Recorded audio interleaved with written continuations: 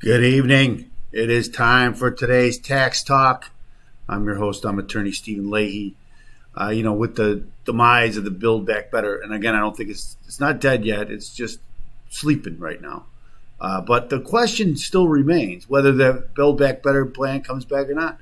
Do we really need a bigger, more powerful IRS? Well, that's a question we should ask ourselves, and that's what we're going to do here tonight. Won't you join us?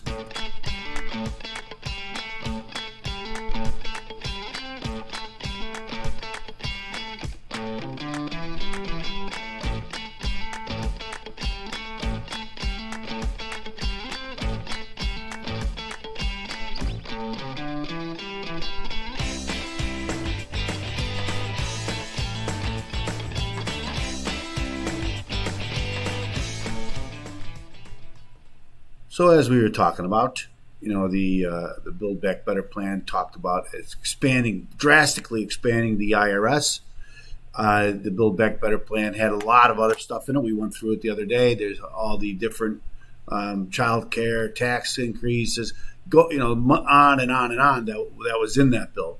They say $2 trillion, but it was really about according to the Congressional Budget Office, it turned out it's like a $5 trillion bill. So there's lots in there. When it comes out, are they going to give up on all of it? The answer is obviously no. They won't give up on it. And many out there, the Chamber of Commerce, U.S. Chamber of Commerce, for instance, many senators, some editorial across the nation are now asking the question, do we really need a bigger, more powerful IRS? The answer in their opinion is no.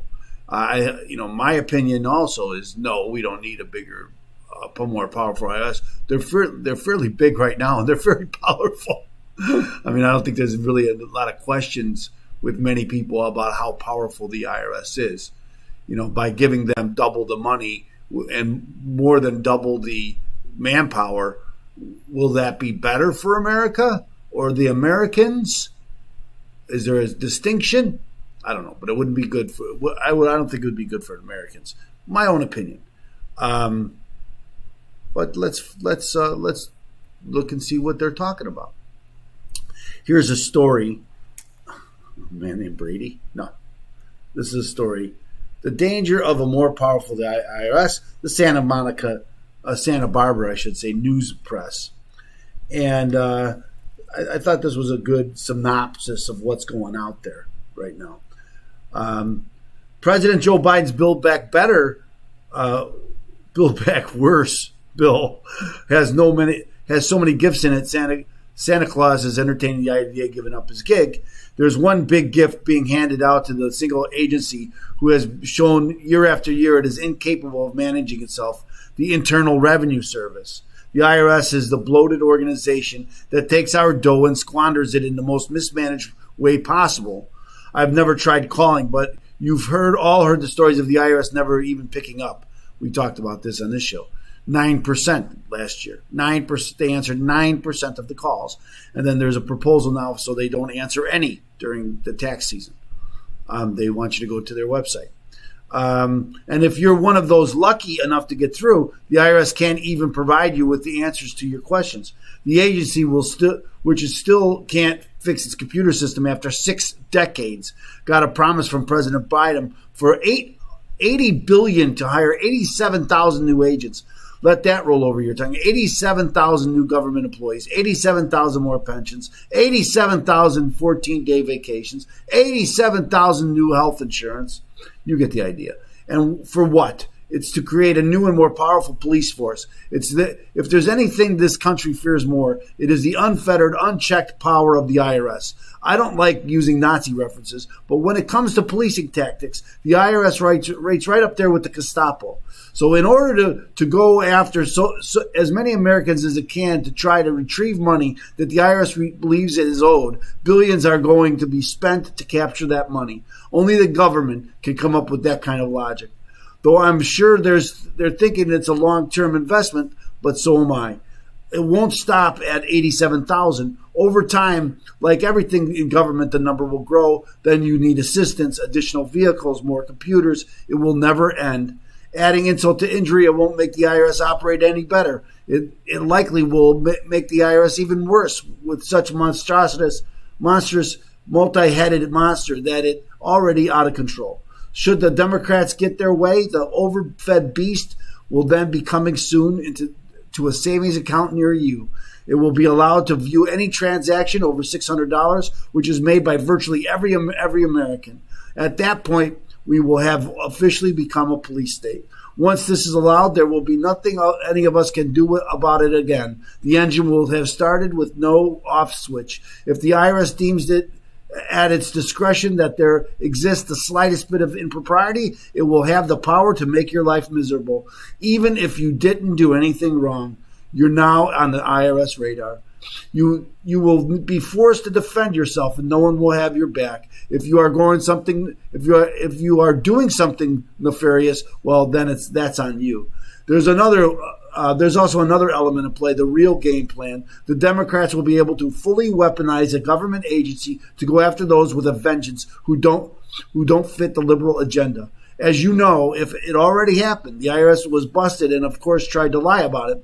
It was eventually proven the agency was, in fact, targeting conservative nonprofits. Creating a flat tax has been tossed around numerous times, and the simplicity is very appealing. However, in this new world, I can already hear the cries of racism. For me, only that would be another bogus claim. In round numbers, about 60% of the country doesn't even pay federal taxes.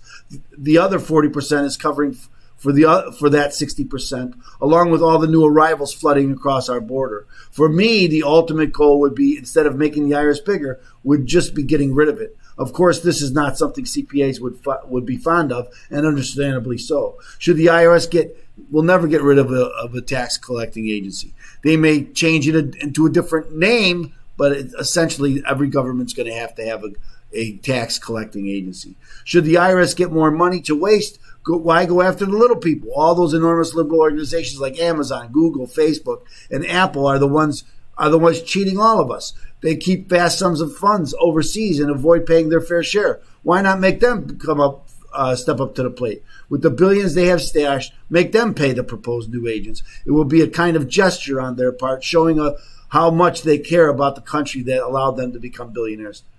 The author lives in Solving. I don't know where that is.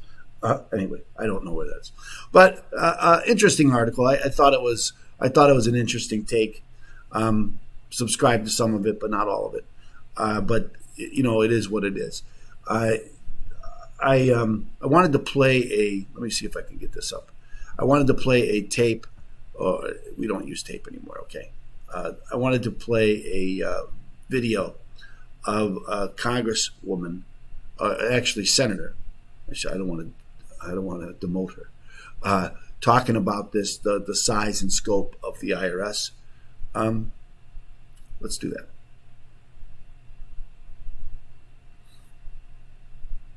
Let's start it up. Talk. That my colleagues have been very eloquent in stating why this is not just a bad provision, but a bad bill. I would remind everybody that this morning we heard that the requested level of raising on the debt limit is $2.5 trillion. Now, this was I think this was before it was defeated, or Joe Manchin said he wasn't going to vote for it. So it hasn't been defeated. Let's not talk about that. It's not defeated. As my father would say, it's in the nosebleed section. It's in the nosebleed section. Start getting up to those numbers. When you look at small businesses, we have 113,000 small businesses in West Virginia that would be impacted by this. Many of you know that I started the physical infrastructure negotiations with the president. We tried to get him to help us do a fee at something on an electric vehicle since they pay no gasoline taxes. No. We can't do anything. Can't do that. Anybody making under $400,000 a year.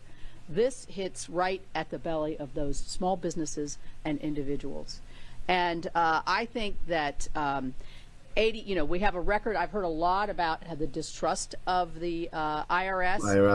The IRS, absolutely. And I guess this is no surprise. There's a 37% approval rating. I'm surprised it's that high. And has that history of targeting not just organizations, as we but talked individuals by using their power. And as Senator Scott said, putting information out into the public sector in illegal fashions Absolutely to the true. news media. So I think that they can move the numbers around and take out the fact that they're not going to look at your bank account if you make $600. I'm not sure that's totally out. Maybe they'd move the figure up to 1,000 or some other way.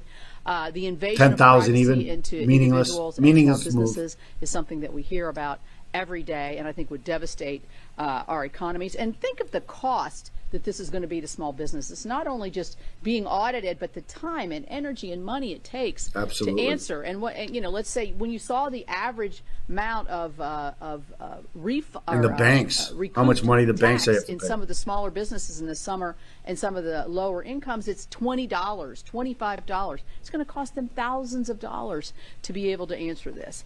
I was also the funder for the IRS when I was on chair of that subcommittee in appropriations.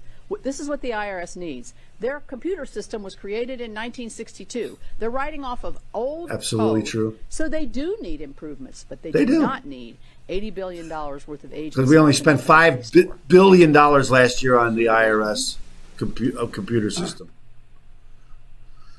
That's what we paid. That's what we spent last year. About $5 billion. I think it was $4.7 billion. $4.7 billion in computer IT money for the IRS last year. And we talked about this last night about the improved or lack of improvement. Even all that money has not really improved the security of the IRS computer system, cyber attacks and identity theft, and on and on and on. Very difficult. But so I want, so again, that's an interesting thing. I want to also, one more, there's an article here by the U.S. Chamber of Commerce. I won't read the whole article. Where are we on our time? Yeah, we're running out of time. But very similar feelings underlying the successful relationship between the banks and their customers is a simple yet essential element: trust. Bank customers expect their transactions to be both secure and confidential, and banks honor the trust to garner consumer confidence and grow. Recently, in a scramble to raise revenues for the so-called Build Back Better agenda, some policymakers in Washington, D.C. have developed a proposal that would violate the trust by requiring banks to monitor accounts on behalf of the IRS. In a recent poll, 67% of the voters opposed the initial IRS proposal, 64% that they do not trust the IRS. Say they do not trust the IRS to monitor financial information. Additionally, 54% said they do not trust the IRS to keep financial data safe, I think by their own track record. Though its specific language remains in flux, the broad outlines of the proposal would require banks to report an annual inflows and outflows of consumers' accounts with over $10,000 in transactions. If that sounds extreme, it is. The new reporting regime would sweep up the information of over 87 million Americans with adjusted gross incomes of less than $400,000, according to an analysis by the Congress's Joint Committee on Taxation. So it's not really a long article, so I recommend it to find it. It's the U.S. Chamber of Commerce opposing the bank reporting. Again, many in Congress have reported it. It was taken out of the bill supposedly before the bill was pushed till next year.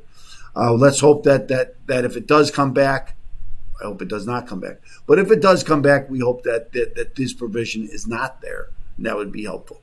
And so that's what I would hope. I help people deal with the IRS problems every day. And when people ask me what's the first thing I should do if I have an IRS problem, well, first thing you should do is get a copy of my book, Deal with Your IRS Problem Today. You can get it at freeirsbook.com. Go to freeirsbook.com, get a copy of my book, Deal with Your IRS Problem Today. It'll tell you how you can begin. It will familiarize you with the process, how it all works. Sometimes you can do this yourself and you don't need any help. But if you do need help, then we are there at Open Tax Advocates to help you. And so give us a call, 312-664-6649. Again, it's freeirsbook.com. Just go to freeirsbook.com. If you're watching, if you find this information helpful, and again, I say this almost every night, news articles, most news begins and ends with taxes. So today's Tax Talk covers all of the news. And so, I recommend it. If you like it, then like and share, subscribe. Let other people know so they can find us and we can help educate them and inform them about what's going on with their taxes, how it's being raised, how it's being spent. And that's important. So now tomorrow is Thursday. I'm going to do my Watch Talk Radio podcast Thursday instead of Friday at 2 o'clock. So actually, I think it's at 12 o'clock. We're doing it early because of Christmas. So we won't be here tomorrow. We'll be on the Watch Talk Radio podcast. So join us. Again, I think it's good. We're going to air about 12 o'clock, maybe 12:15, something like that, once I get to the studio. And we put it up at AM 560, The Answer. So I hope you join us. And let me see if I can. I hope you join us. And we'll see you again another time on today's Tax Talk.